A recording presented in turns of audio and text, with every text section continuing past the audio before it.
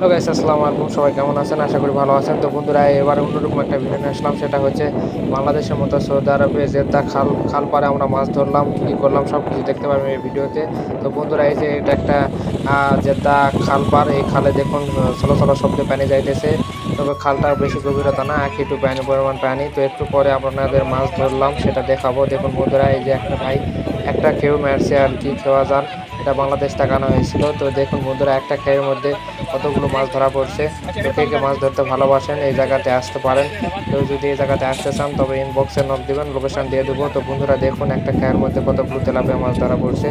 সবগুলো মাছই তেলাপিয়া এই জায়গার, অন্যান্য মাছ খুব কম পাওয়া যায়। তো দেখুন বন্ধুরা, কতগুলো মাছ আমরা পাইলাম।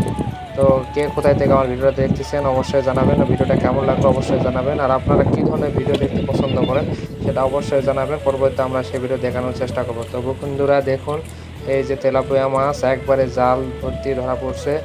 এই যে বন্ধুরা